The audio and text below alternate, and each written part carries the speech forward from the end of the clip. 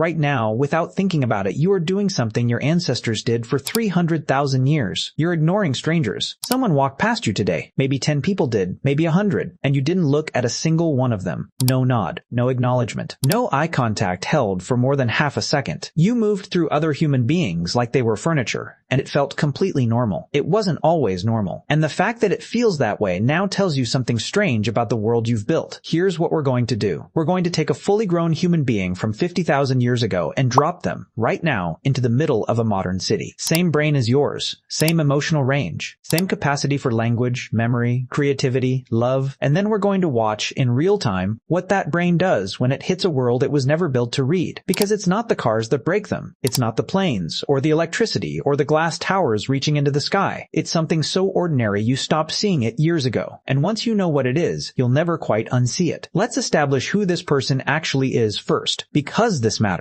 This is not a caveman, not a grunt with a club. In 2002, anthropologists Sally McBride and Allison published a landmark study in the Journal of Human Evolution, arguing that modern human cognition didn't appear suddenly. It built up gradually over hundreds of thousands of years. By 50,000 years ago, your ancestor was thinking in symbols, making art, burying their dead with ritual, navigating social hierarchies more complex than most modern offices. This person is not primitive. They are you. Just earlier. Now put them on a street corner. The first thing that hits them is the sound, not noise. A wall. Engines from every direction at once. A horn somewhere to the left. Music leaking from a doorway above them. A phone ringing 6 feet away. The squeal of brakes. And underneath all of it, constant, sourceless, a low-frequency hum from the electrical grid powering every building within a mile. In the ancient world, sound carried survival information. Silence meant safety. A sudden noise had a location. You could turn your head and find it. Here, the sounds have no single source. They don't stop. They don't resolve. In 2011, neuroscientist Stefan Krybig published research showing that unresolvable, unpredictable sound activates the human stress response even when we're completely unaware of it. For our ancient visitor, this isn't stress. This is the inside of a predator's territory. They'd freeze, then scan. Their eyes would go wide and do what human eyes evolved to do across open savanna landscapes. Track movement on the horizon. Assess. Locate threat. But there is no horizon here. There are walls, buildings blocking every sightline. And everywhere, glass does something no surface in the ancient world ever did. It reflects. For the first time in their life, they see themselves moving. Their own body, from the outside, walking toward them in a shop window. Another version of them. Mirroring every step. Psychologist Gordon Gallup pioneered research into mirror self-recognition in 1970 and found that this kind of visual self-awareness requires a specific cognitive capacity. Your ancient ancestor had that capacity. Their brain could process the reflection.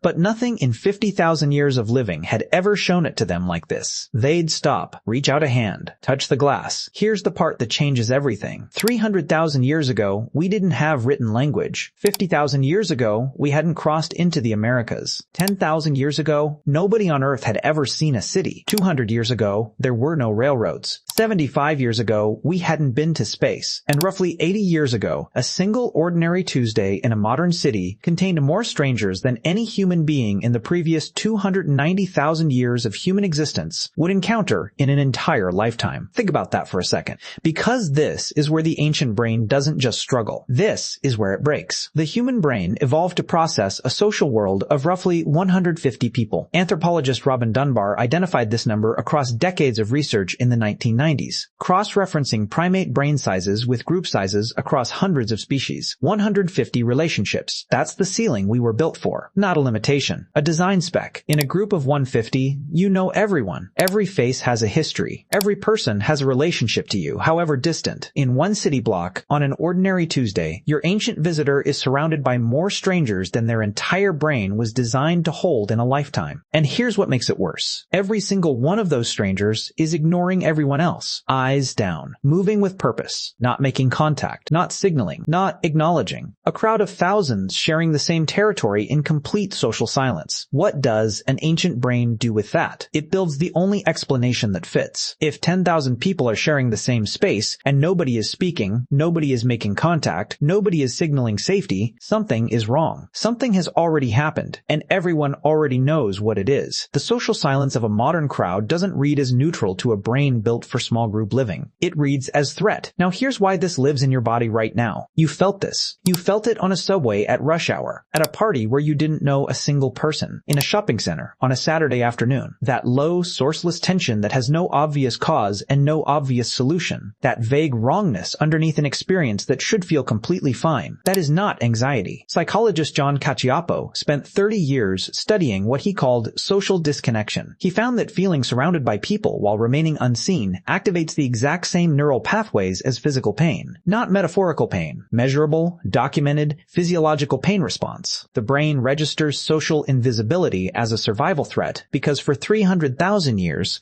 being invisible in a group meant you were being excluded. And exclusion, in the ancient world, was a death sentence. Your ancient visitor would feel this at maximum volume, every minute, on every street. But here's what they would eventually do. What humans have always done. Adapt. Not because the city got less overwhelming, because the human brain is the most flexible object that has ever existed on this planet. Neuroscientist Michael Merzenich spent decades from the 1980s onward documenting neuroplasticity, the brain's ability to physically rewire itself in response to new environments. Given enough time, even the most ancient of us would start to build a new map. Shops become dens. Subway trains become underground rivers with a rhythm. Crowds become weather, something you move through rather than something you read. But the hunger wouldn't go away. The hunger for eye contact that means something. For a sky you can actually see. For sounds that have sources. For a group small enough that everyone has a name. And here's the thing. That hunger didn't arrive recently. It didn't develop over generations of city living. It came packed inside the same brain you are using right now to watch this video. The same brain that registers a crowded subway as faintly threatening. The same brain that feels an unexpected rush of ease when a stranger makes eye contact and smiles. The same brain that feels, in a room full of people, somehow alone. That's not a malfunction. That's not a disorder. That's an ancient social organ doing exactly what it was built to do. In a world that no longer matches the instructions it was given. Your ancestor is still in there. Still arriving. Still scanning. Still standing at that shop window with one hand against the glass, looking at a reflection they've never seen before and trying to figure out what kind of world this is. They haven't figured it out yet. Neither, on some level, have you. If someone in your life finds cities exhausting in a way they can never quite explain, send them this. Not because it fixes anything, but because knowing your ancient brain is working exactly as designed, in a world it wasn't designed for, is one of the more useful things you can carry with you through a crowd.